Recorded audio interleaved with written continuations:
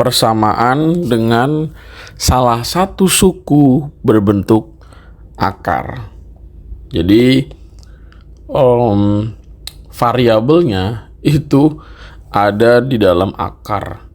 Ya, jadi gimana caranya kita supaya menemukan nilai variabelnya atau solusinya gitu. Ya, jadi ya sama kayak persamaan pada umumnya aja sih sebenarnya dia gitu. Jadi ada variabel, ada koefisien, beberapa juga ada konstanta gitu. Ya, nggak beberapa sih. Ya pokoknya pasti ada konstantanya gitu.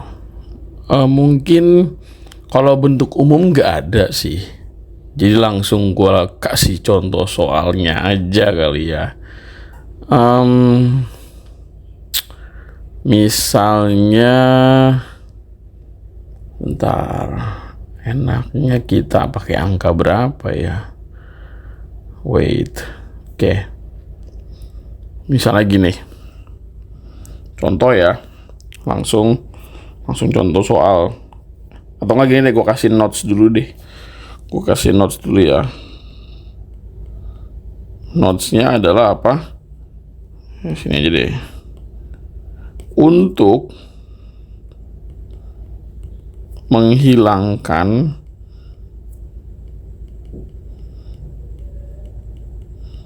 akar, nah, gunakan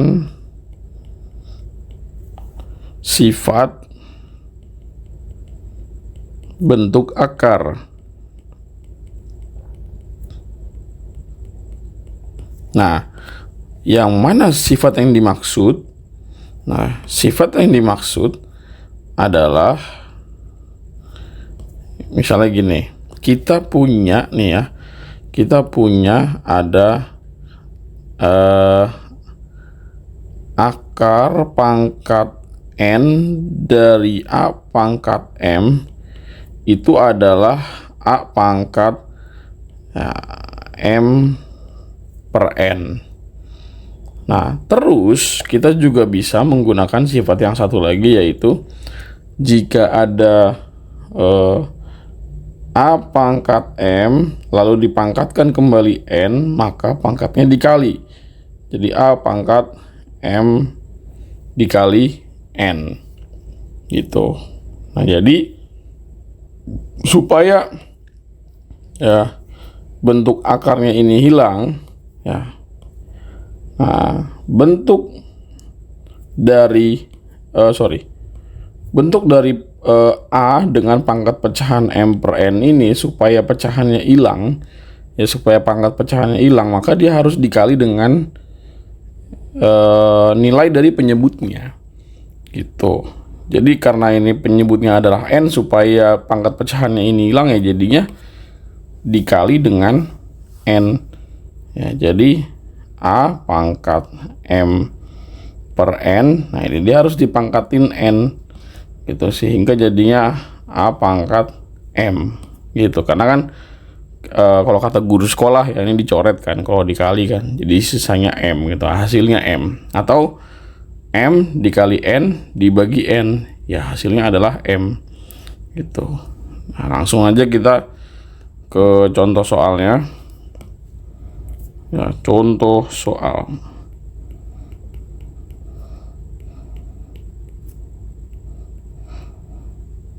misalnya tentukan nilai X dari, let's say, akar pangkat 2 dari X plus 1 sama dengan 4 ya.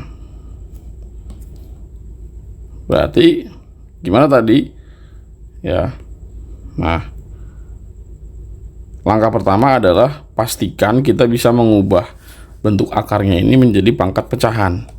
Berarti jadinya ya X plus 1 pangkat berapa? Kalau akar pangkat 2 ya jadinya pangkatnya setengah, sama dengan berapa? 4 itu. Nah, supaya pangkat setengahnya ini hilang ya, maka dia harus dipangkatin 2 gitu.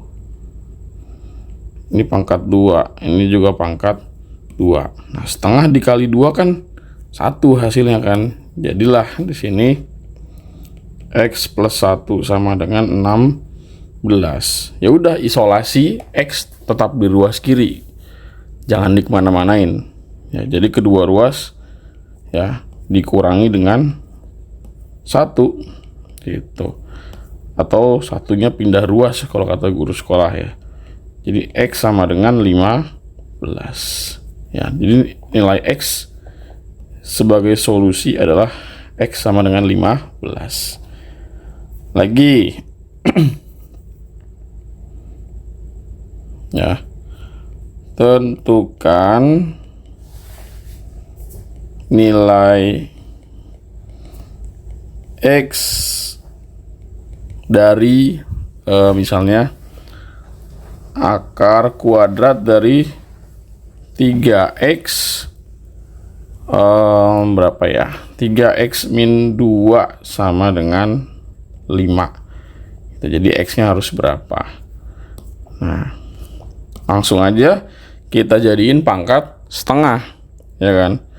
Jadinya 3X min 2 pangkat setengah sama dengan 5 gitu. Nah, supaya pangkat setengah itu hilang, maka dia dikuadratin. Ya, ini juga dikuadratin itu. Jadi hasilnya 3X min 2 sama dengan 25. Nah, hilangkan dulu min 2 dari ruas kiri ya, dengan cara ditambah 2, karena min 2 tambah 2 kan 0, maka ruas kanan juga tambah 2. Jadi 3X sama dengan 27. Nah, supaya dapat X nya maka kedua ruas harus dibagi dengan 3 ya. Nah, ini dibagi 3, ini dibagi 3, sehingga hasilnya adalah X sama dengan 9 gitu. Oke, lagi contoh lagi. Tentukan nilai X dari, let's say berapa nih, agak susah dikit lah ya, kita kasih ya 3X plus 4 ya, ini akar, nah ini plus 2 sama dengan X. Nah, oke. Nah, ini agar memudahkan perhitungan, jangan langsung ini dijadiin pangkat setengah lalu dikuadratkan, jangan dulu. Nah, kita pisahin dulu dia dari konstanta nih. Jadi kedua ruas kita kurangin dulu dengan 2 untuk memudahkan perhitungan. Sebab kalau misalkan dia masuk dalam perhitungan yang dikuadratkan, maka hitungan kuadratnya jadi lebih panjang dan juga akarnya tidak hilang gitu. Jadi kita hilangkan dulu 2 dari ruas kiri, berarti ini dikurang 2, maka ruas kanan dikurang 2. Jadinya akar pangkat 2 dari 3X plus 4 sama dengan X min 2. Nah, baru deh ini kita jadiin pangkat setengah. Jadi 3X plus 4 pangkat setengah sama dengan X min 2. Baru kedua ruas dikuadratin. Nah, oke, jadinya 3X plus 4 sama dengan, nah ini kan berarti X min 2 kuadrat ya.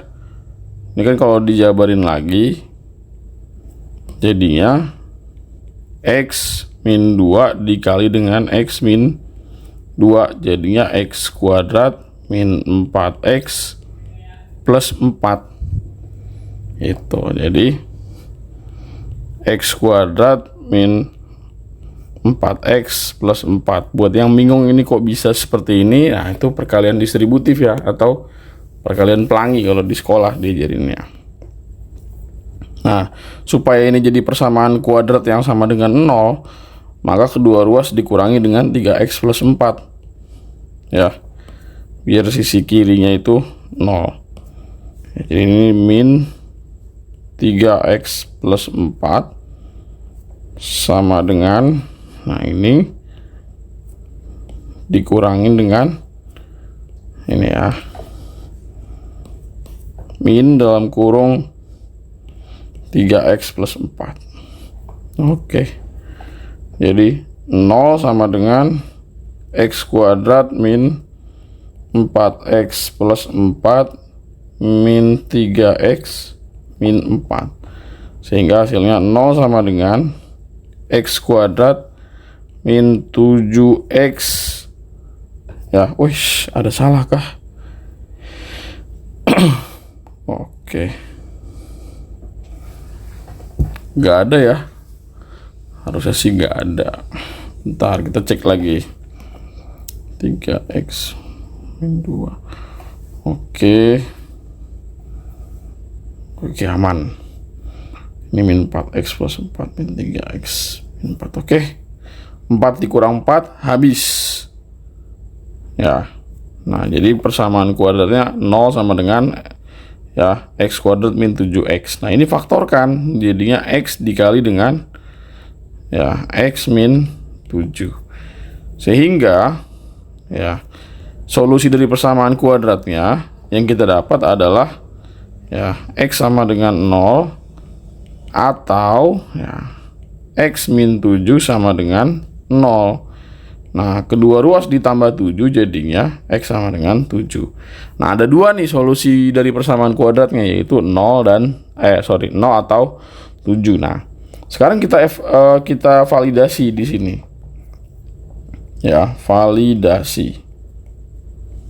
Bener nggak bahwa kalau kita ganti nilai x-nya dengan 0, hasilnya bakal sama. Ya, jadi akar 3 kali 0 plus 4 plus 2 sama dengan 0. Jadi ini 3 kali 0 kan 0, 0 tambah 4, 4. Jadi akar 4 tambah 2 sama dengan 0.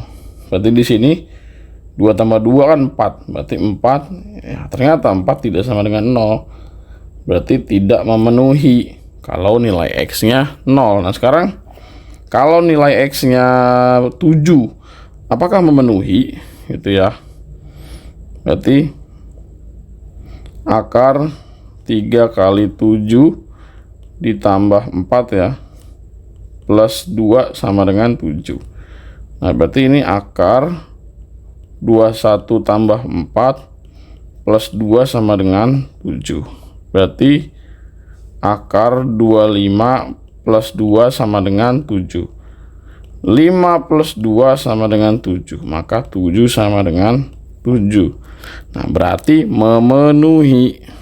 Jadi solusinya, nah ini tidak memenuhi ya. Jadi yang menjadi solusi nilai x-nya adalah 7 untuk persamaan akar 3x plus 4 plus 2 sama dengan x. Gitu, oke? Semoga bisa dipahami.